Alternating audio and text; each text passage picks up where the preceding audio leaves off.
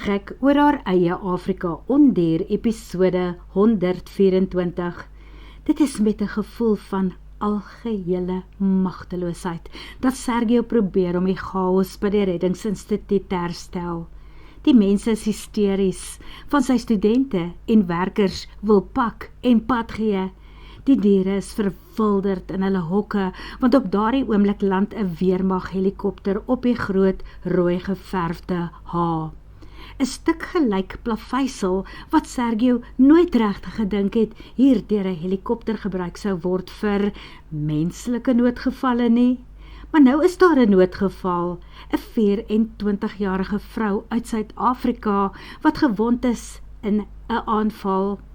Sergio drafstap met lang tree nader waar Dr. Paula Danford, Rory Rodriguez en Lia by Mart Marie wag. Mart Marie is wakker, maar haar gesig is vertrek van skok en pyn en hartseer. Dok Sergio Makwakwa is dood, snik sy. Hy is dood omdat hy tussen my en my aanvallers ingestap het. Hy het my lewe sodoende gered. Toe voeg Rory met oortuiging by. Kyk Sergio, ek is regtig dankbaar dat die weermag nou hier is, want nou kan ons vir Mart vinniger in 'n teater kry. Maar hierdie was nie 'n terroriste aanval nie. Dit was iets baie meer persoonlik. Vir my het dit so waar gelyk asof hulle spesiaal gekom het om iets aan Mart Marie te doen. Moenie my vra hoekom nie, want sy sal nie 'n vliegskade doen nie. Sergio kyk 'n oomblik geskok na hom en toe draai sy oë na die serp waarmee Lia die vrou se hare vroeër op haar kop vasgemaak het. Waarskynlik was die aanval nie op Mart Marie gerig nie. Hulle wou dalk vir Lia kry, besef hy en styer effens terug op sy voete. Maklik kon iemand die twee vroue op 'n afstand met mekaar verwar. Hulle dieselfde liggaamsbou, denim langbroeke vir die dag aan en T-hemde en dan die serp in haar hare bo op haar kop vasgemaak. Nie net soos wat Lia dit altyd doen nie, deur Lia self vir haar gedoen. Wanneer Lia se hand na haar eie mond toe gaan om 'n uitroep te keer, besef Sergio dat dit sopas tot haar ook deurgedring het. Wat as dit Ralph se trawante was? So gou en hoekom met soveel geweld? Die weermagmanne kom met 'n draagbaar aan. Hulle wil die gewonde afvoer na hospitaal toe, iewers in die Republiek van Suid-Afrika. Maar Lia gryp eers haar hand. Ek is so jammer, Mart Marie. Dis oukei, Lia, maar moenie dink dat 'n simpel wond my Saterdag van julle troue af gaan weghou nie. As hulle my klaar oopgesny en toegeplak het, kom ek saam met Rory terug. Ek sal by julle troue wees. Jy beter, Mart Marie, roep Lia uit deur haar trane. Wie klim almal? Vra een van die soldate. Dr. Rory Rodriguez gaan saam met die pasiënt, sê Sergio, en die jong veearts kom dankbaar op sy voete met die drip wat hy veilig in sy hande hou, 'n pynstiller en plasma, want die jong vrou het heel wat bloed verloor. Dr. Paula maak seker dat Mart Marie gemaklik is en toe staan sy ook terug. Rory weet wat om verder te doen en sy is nou gestabiliseer. Die bloeding gestop, haar hartklop is normaal en sy haal self asem. Sy moet nou net dringend in 'n teater kom. Sergio vat een kant en hy help om die draagbaar na die helikopter te dra en in te laai, waarna Rory saam met haar in die helikopter klim. 'n laaste kyk in die jongman se gesig en Sergio voel hoe sy hart 'n seer kramp in sy borskas maak. So word kinders skielik groot mense. Kyk, Afrika is nie vir sissies nie. Om van hierdie aarde te wees, is steeds nie 'n grap nie. Sterkte wys hy vir Rory, voordat hulle die sydeur toemaak en die engine weer momentum kry. En toe stuur Sergio 'n gebed op. Hy vra mooi dat die groot een daarbo 'n hand oor die vrou sal hou, dat die uiteinde beter sal wees as hoe dit vandag vir haar verkeerd gedraai het. Wanneer die helikopter begin hoogte kry, draai Sergio om. Hy wil by Lia uitkom. Hy wil sy arms om haar sit en hy wil haar troos, waar sy nou daar eenkant staan en steeds snik. Trane wat oor haar wange loop, sy smelt teen sy lyf vas, en Sergio wens dat hy haar net daar kan hou, vir altyd, vir die res van hulle lewens, haar beskerm teen die hartseer en seerkrye, of enige iemand wat kwaad teen haar as persoon mag mik. Hoe gouer Ralph Jameson sy Moses teekom, of vir altyd agter tralies beland, hoe beter, besluit hy, want verseker is dit hy wat agter vandag se aanval sit.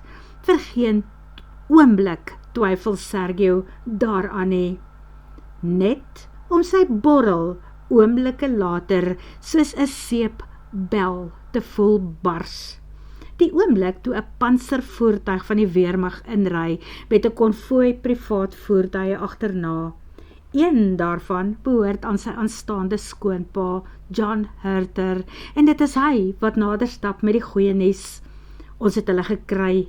Lekker dat die weermag en ons privaat reserviste kon saamwerk, en die keer haal ons hulle uit tot in die hoogste gesag, want nou het ons al die inligting wat ons nodig het. Dit is toe nie 'n terroriste aanval, soos wat aanvanklik vermoed was nie, ook nie 'n gewone rooftog van die plaaslikes nie, want anders het hulle die kantien en spaza winkel bestorm en die paar metikais in die geldlaai gegryp, dalk die studente se kampong binne gestorm en die klomp daar aangehou vir geld en wat ook al hulle besittings gevat, goud, juwele. Nee, John se vinger hang 'n oomblik dramaties in die lug en toe kom hy uiteindelik tot die punt. Ons het die blik omgekeer op 'n netwerk van smokkelaarhandelaars. In hierdie stadium was hulle agter die hyenaatjies aan wat hier in die hokke aangehou is. Glo dit as jy kan. Hyena-velle is in hierdie stadium net so in aanvraag soos renosterhorings en olifanttande en hulle is bereid om te moor daarvoor. Dit maak sin, praat een van die ander mense wat op die reddingsplaas werk. Hulle het reguit na die Jede-kampie toe gejaag en wou instorm om by die kleintjies te kom. Mart Marie wou hulle keer, toe wond hulle haar. Plaas dat sy bly lê het, maar nee, op is sy mos toe, en dit is waar Makwakwa tussen haar en die revolver ingestap het en haar lewe gered het. Mos van die primate staan eenkant en snik. Makwakwa het Makie se lewe gered, sê hy, en toe hulle sien, hulle gaan nie kry waarvoor hulle gekom het nie, en dat te veel mense hier met selfone vir hulle staan en afneem. Toe jag hulle hier uit en kom weg met niks nie. Julle het dit alles afgeneem? Vra Sergio en draai in die ronde. Hy kyk hulle almal deur. Ek soek al daardie beeldmateriaal op my foon. Vanaand nog, stuur dit aan. En op myne, praat 'n vreemde man skielik reg agter hom. Timothy Dalton? Vra Lia en maak haarself stadig uit sy arms los. Kaptein Tim Wolmerans, spesiale taakmag van die SAPD, herken die man met 'n skewe glimlag om sy mondhoeke. En jammer dat ek jou mislei het, juffrou Herter. Ons het 'n wenk gekry. Ek kan ongelukkig nie nou die detail daarvan met enige iemand hier bespreek nie, maar ten minste het hierdie deel van die been toe nou uiteindelik redelik goed afgeloop. Behalwe dat daar van ons mense gewond en doodgeskiet is, dit voel glad nie soos goed afgeloop nie, raas Sergio met hom. Kon julle ons nie ten minste net vooraf gewaarsku het nie? Die man skud sy kop. Dr. Martinez, as ons nie weet teen wie en wat ons self te staan kom nie, kan ons dit met niemand bespreek nie. Dit is hoekom hulle daarvan praat as 'n hoogs geheime operasie. Maar hierdie is nog net die eerste blik met wurms wat oopgemaak is. Nee, die blik met wurms het op sy dak beland, nadat dit gerol is. Daar is 1 dood en 2 beseerdes. Die mense wat hier uitgejaag en weggekom het, is hier 'n dokter wat na die pasiënte kan gaan omsien. Daai ouens wat op julle hier geskiet het, hulle is mos nou in 'n ongeluk. Nee, ongelukkig het ons nie 'n wurmdokter hier nie. John kyk vermaanend na Paula en toe na Arend en Sergio sien hoe die Indiaan sy gesig net amper sy masker wil verloor. Hy sien ook die humor in die situasie. Makwakwa was sy patiënt. Makwakwa met die lintworm en parasiete in sy lyf, waarvan Arend hom so graag wou verlos. Arend is dus vir alle praktiese doeleindes 'n wurmdokter. Maar die oomblik waarop die twee manne in mekaar se oë kyk is van korte duur, want hulle is steeds te ontsteld om werklik oor enigiets te wil lag of selfs te glimlag. Iemand se lewe is van hom gesteel en vir enige dokter wat besig is om aan hom te werk, was dit 'n bitter pil om te sluk. Los die dokters, sê een van die plaaslike polisiemanne. Ons het klaar die stroopers op een van die bakkies gelaai en is op pad na die kliniek in Bonsai, onder polisiebewaking en begeleiding, want ons het self 'n paar vrae om aan hulle te vra.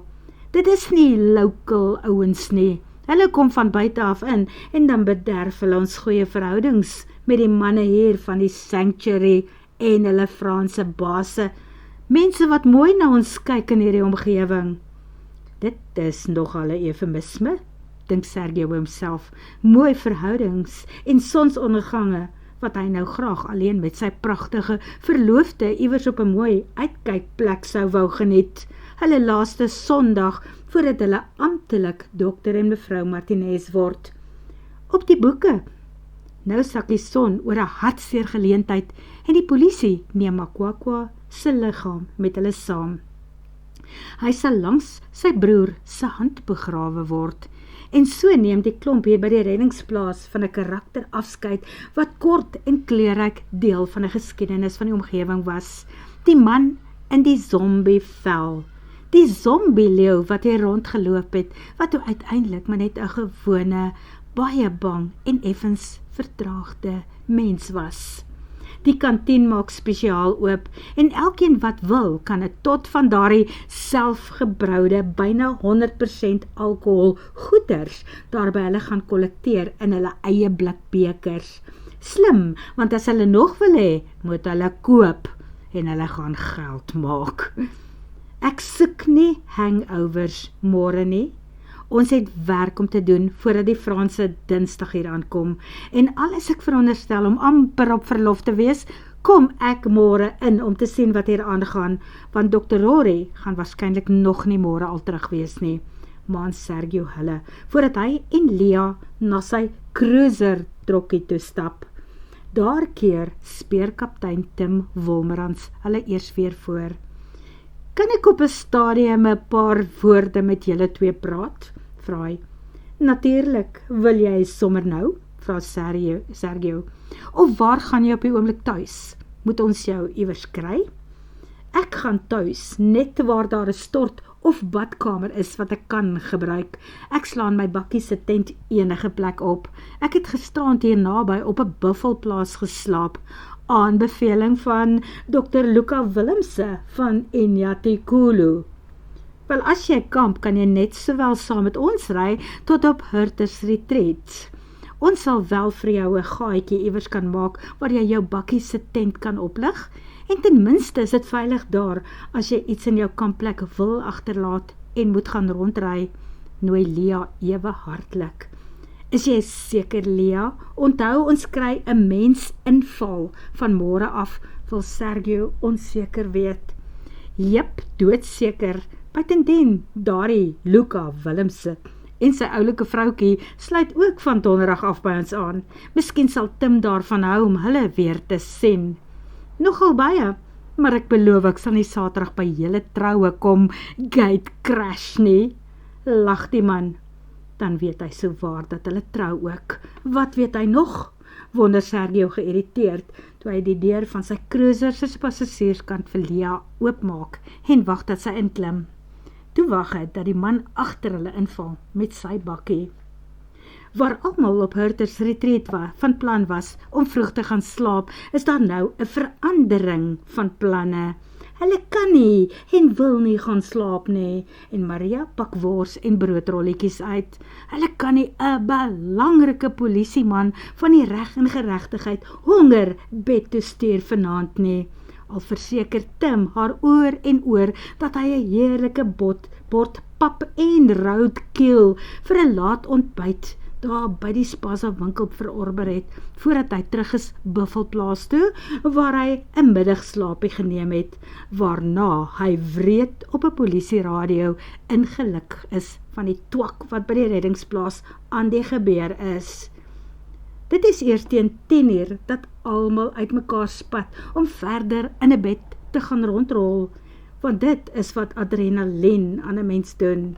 Te veel daarvan, jy kan nie weer slaap nie. Sal jy nou reg wees vir die aand? Vra Sergio, wanneer hy en Lia vir die speurder gaan wys waar hy sy bakkie se tent mag opslaan. Kan ek jou dalk help met jou tent? Nee man, kyk hoe maklik werk dit. Die man slaan sy bakkie se klap agteroop. Hy lig die deksel wat oor die bak pas. Uitvou nog 'n stuk, so groot soos die deksel self, in 'n 90 grade hoek, deur bo in die lug. Aan weerskante onder die deksel vou 'n tent uit, groter as die deksel, met vensters in die pante. 'n Paar tentpenne hou die hele kontrapsie in die lug, en daar staan sy huis. Op die bak self is daar 'n dubbelbedmatras. Onder die dubbelbedmatras is daar 'n laai wat uittrek met al Tim se kampeertoerusting in. 'n gazebo as hy wil luks raak, opslaan stoele en 'n tafel, 'n braaiertjie. Agter in sy kajuit van die bakkie het hy ook 'n yskas, wys hy vir hulle. Kyk, as jy so baie en op so kort kennisgewing moet uitgaan op spesiale missies, soos wat hy doen, dan sorg jy maar naderhand, dat jy soos 'n mens ander kant kan uitkom. Hy was nooit die kamptipe nie, maar nou is hy al so ingerig, dat hy net so goed in sy bakkie kan leef, as wat hy in sy bachelor's flat, daar in Pretoria woon. Tim Wolmerans was nie by magte om meer inligting met Lia en Sergio te deel nie, as dit wat hulle nou weet nie, dat dit 'n groot deel van 'n smokkelnetwerk se booswigte is, wat hulle vandag by mekaar gemaak het. Hulle wag nog vir een ou. Die man loop katvoet, hy is die groot baas, en hy is so glad soos 'n koekie seep, wat in kookolie geval het, en nou op 'n stortvloer lê en rondglij. Jy kry hom net nie raak gevat nie, sê Tim. Maar danksy inligting wat hulle onlangs van 'n informant ontvang het, hoop en glo hy dat dit net 'n kwessie van tyd is. Eers terug in Sergio se eie woonstelletjie roer Lia die moontlikheid aan, wat nou al vir 'n paar ure by hom ook spook. Daardie katvoetman, Sergio, dink jy dat Tim van Ralph gepraat het? Ek kon nie help om te dink aan wat Mika my oor die foon vertel het nie. Dit is moeilik om te sê, antwoord Sergio self versigtig. Ek het ook daaraan gedink. Het Mika iets genoem van smokkelary en handel met diereonderdele? Het sy iets in die gesprek waarna sy geluister het gehoor? Nee, glad nie. Maar ek en jy weet dat dit op 'n stadium gesorg het vir die finansiering van 'n hele klomp van Ralph Jameson se projekte. Behalwe dit wat Mika vertel, my laat dink dat hy eerder weer teruggeval het op sy vorige veilige manier van geld bymekaar maak. En dit is hoe? Vra Sergio. Aandele verkryging en mede-eienaarskap van grond. Of hy trou met erfgename wat grond en huise besit, antwoord sy met 'n wrangklank in haar stem. Hy misbruik hulle op 'n wettige manier. So waarsku maar daardie Alice buurvrou van jou ook. Mika moet haar maar self daarvan vertel, as sy bereid sal wees om te luister. As ek reg onthou, het Mika ook genoem dat Ralph nog steeds kwaad is vir een van sy ex-vroue. Het hy nie vir die persoon oor die foon gesê dat die persoon skuld hom nie en dat sy moet betaal vir wat sy aan hom gedoen het nie. Kan dit wees oor die leeukop en welpies, wat jy vir hom in sy vliegtuig gelaai het? Sergio voel weer hoe 'n woede en frustrasie in hom opstoot, maar nog altyd probeer hy om oplossings te vind sonder om geweld te moet gebruik. Behalwe, hy sal sy vuiste en sy revolver inspan as dit eendag nodig is om Lea en homself veilig te hou. Daarom vra hy weer, moet ons hom nie maar kontak nie? Met hom praat, met jou Ralph nou nie? Sê dat ons tog almal nou aanbeweeg het en hoor of hy van plan is om die grond daar langs die water te verkoop. Ek is seker dat ek sal aandeelhouers kan bymekaar skraap wat iets daar sal kan doen met die fondasies en swembad wat hy begin maak het. Jy weet, dalk terwyl ons in Frankryk is, net dalk kan ons die geskil dan op 'n vreedsame manier met die man uitwerk. Wel, as ons hom moets opspoor, sal daar seker maniere wees, antwoord Lea. Maar onthou net, as hy eers hier gelos het, gaan hy sy tande daar op Tofu, op die waterfront langs Paradys inslaan, met jou ouers se lodge as deel van sy teiken. Wel, al wat my ouers hoef te doen, is om nee te sê, troos Sergio. Behalwe dat Ralph nie gewoonlik nee as 'n antwoord aanvaar nie, waarsku Lea, voordat sy die lig aan haar kant van die bed afskakel.